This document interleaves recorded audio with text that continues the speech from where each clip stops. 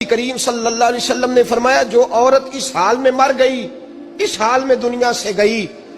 کہ اس کا خاوند اس سے راضی تھا، اس کا شوہر اس سے راضی تھا، اس کا گھر والا اس سے مطمئن تھا، تو میرے نبی پاک فرماتے ہیں جب دنیا سے جائے گی تو رب کریم جنت کا دروازہ کھول کے فوراً ہی جنت میں داخل فرما دے گا، اس کو بغیر روک ٹوک جنت دے دی جائے گی۔ شرط یہ ہے کہ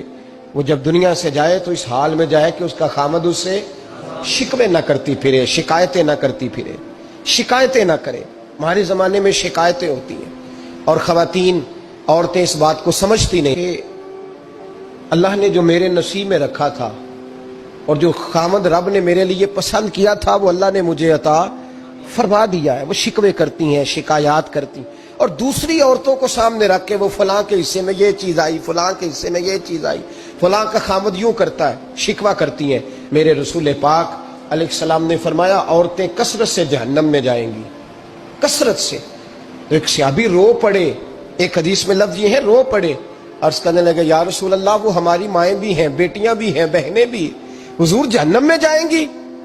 نبی پاک صلی اللہ علیہ وسلم نے فرمایا ایک تو وہ عیب جوئی کرتی ہیں، غیبتیں کرتی ہیں، دوسرا رب کا شکر ادا نہیں کرتی، اور تیسرا فرمایا اپنے خاوند کا بھی شکریہ ادا نہیں کرتی، بات بات پہ ناشکری کرتی ہیں، بات بات پہ ناشکری کرتی، اس سبب سے جہنم میں جائیں۔ عورت کے حقوق کا تعین فرمایا اور ساتھ ہی میرے رسول پاک علیہ السلام نے مرد کی طرف توجہ فرمائی اور کیا خوبصورت لفظ ارشاد فرمایا تم میں ہر آدمی اپنے آپ کو اچھا سمجھتا اور اچھا کہتا ہے، ہر آدمی کہتا ہے، لیکن کوئی اگر مجھے آ کے پوچھے گا کہ محبوب آپ کی امت میں اچھا کون ہے تو حضور فرماتے ہیں میں اسے اچھا سمجھوں گا جو اپنے گھر والوں کے حق میں اچھا ہے، جو اپنی بیوی خیرکم لیاہلے، تم میں سے بہترین وہ ہے جو اپنے گھر والوں کے لیے اچھا ہے۔ اور فرمایا جاؤ میرے گھر جا کے پوچھ لو وانا خیرکم لیاہلی، میں تم سب سے زیادہ بڑھ کر اپنے گھر والوں کے لیے اچھا ہوں۔ تم میں بہترین وہ ہے جو اپنے گھر والوں کے لیے، بال بچوں کے لیے، بیوی کے لیے اچھا ہے۔ رسول کریم علیہ السلام نے خاوند کو حکم دیا اور ارشاد فرمایا کہ عورت ٹیڑھی لکڑی ہے، بیچاری کو اللہ نے عقل پوری نہیں دی۔ ایک بچہ چھوٹا ہوتا ہے، ہمیں پتہ ہوتا ہے کہ اس کا شعور پورا نہیں، اگر کوئی غلطی کرے تو کیا اسے نکال دیا جاتا ہے گھر سے؟ بولے چھوٹا بچہ ہے، وہ کئی دفعہ بڑا نقصان کر دیتا ہے، آپ کیا کہتے ہیں؟ اسے مارتے ہیں، کلاڑی لے آتے ہیں اس کے لیے؟ اس طرح کرنا چاہیے، اس کے ابے کو بلا لینا چاہیے، بےزتی کرنی چاہیے پنچایت میں بٹھا کے کہ یہ غلطی کی ہے تیرے بچے نے۔ بھائی دادا یہ کام کرتا ہے؟ بولے نا، کیوں نہیں کرتا؟ وہ کہتا ہے ہمارا بچہ نہ سمجھ ہے، اپنا پوتا ہے، ہمارا اپنا ہے، اگر ہم اس کا باہر نکالیں گے تو بڑا کام غلط ہو جائے۔ لیکن وہی ابا جی جب بہو کوئی غلطی کر بیٹھتی ہے تو پنچایت بلاتے ہیں، لوگوں کے سامنے محاذ اللہ تعالیٰ بڑی کڑوی کسیلی باتیں کرتے ہیں، ایسی باتیں کرتے ہیں کہ جو ان کی بیٹی کے بارے میں کہی جائے تو وہ کبھی پسند نہ کریں، اتنے سخت جملے کہے جاتے ہیں، بیٹی والے کو رسوا کیا جاتا ہے۔ میرے نبی کریم علیہ السلام نے فرمایا یہ ٹیڑھی لکڑی ہے، بیچاری کو اللہ تبارک و تعالیٰ نے اپنی حکمت کے تحت عقل عادی عطا فرمائی ہے، تم اگر چاہو گے سیدھی کرنا تو یہ ٹوٹ جائے گی، سیدھی نہیں ہوگی۔ حضور کیا کریں؟ فرمایا اس کے ساتھ گزارا کرو، اللہ تمہیں اجر عطا فرمائے گا، اس کے ساتھ وقت گزارو، اللہ تمہیں اس کا، یہ ذہن بنانا چاہیے خاوند کو کہ یہ، اور خاوند کی ذمہ داری ہے۔ اعلیٰ حضرت رحمۃ اللہ علیہ نے فتاوی رضویہ کی 24ویں جلد میں بالتفصیل لکھا ہے، آپ فرماتے ہیں خاوند کی ذمہ داری عورت کو کپڑا فراہم کرنا، روٹی فراہم کرنا، رہنے کے لیے گھر دینا، نان نفقے کا خیال کرنا، اور آپ فرماتے ہیں اگر وہ مطالبہ کرے تو ہفتے میں ایک دن اس کے ماں باپ سے ملانے بھی لے جا سکتا ہے، ہفتے میں،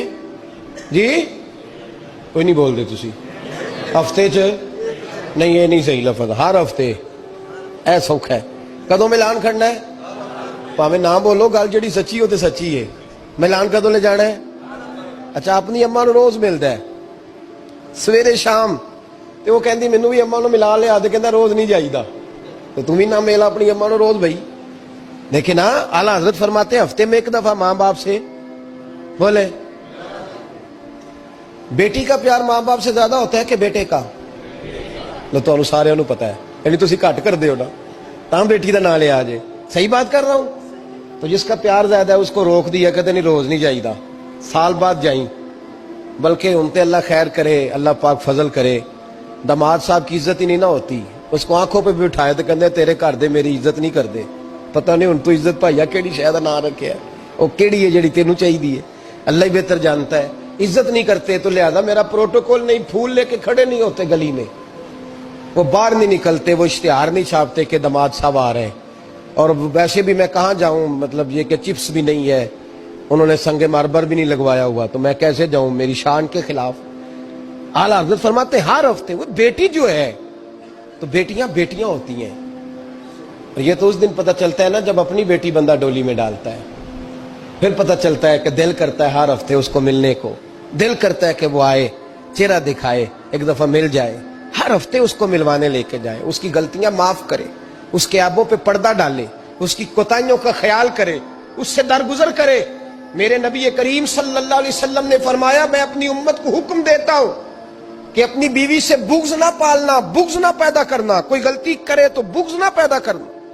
بغض نہ رکھ لینا سینے میں کہ تو ہے ہی ایسی، تو ہے ہی، بغض نہ پالنا۔ اور کیا خوبصورت لفظ ہیں حضرت خدیجہ الکبریٰ کے سرتاج کے، اور کیا لفظ ہے جناب سیدہ آمنہ کے لال کے۔ میرے نبی پاک فرمانے لگے اگر تمہیں اپنی بیوی کی کوئی عادت ناپسند ہے تو غور کر لو، ڈھونڈ لو، اس میں ایسی بھی عادت تمہیں ضرور مل جائے گی جو تمہیں بڑی پسند ہوگی، ڈھونڈ لو، غور کر لو، مل جائے گی، کوئی ایسی بھی مل جائے گی جو تمہیں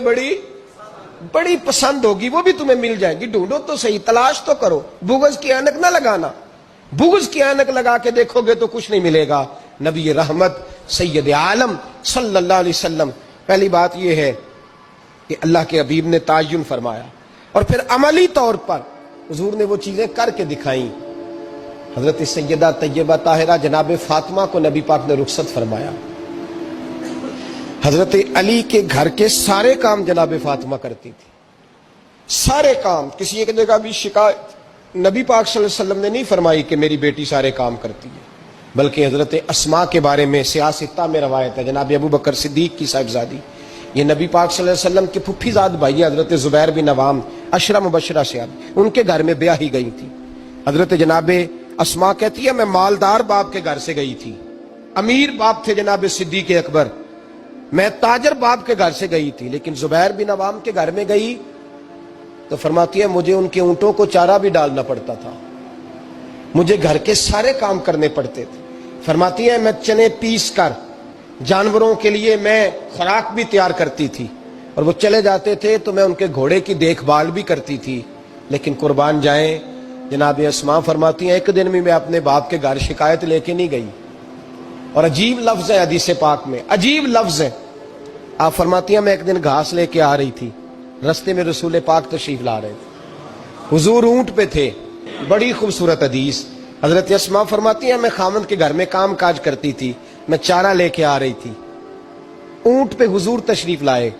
نبی پاک نے اونٹ کو بٹھایا، اونٹ بیٹھ گیا تو حضور نے فرمایا اسماء میرے پیچھے بیٹھ جاؤ، میں تمہیں گھر تک چھوڑ دوں، تو جناب اسماء رو پڑی، کہنے لگی محبوبہ میرا خامند بڑا خوددار ہے، بڑا غیرت والا ہے، اس نے مجھے جس حال میں رکھا ہے میں اسی حال میں راضی ہوں۔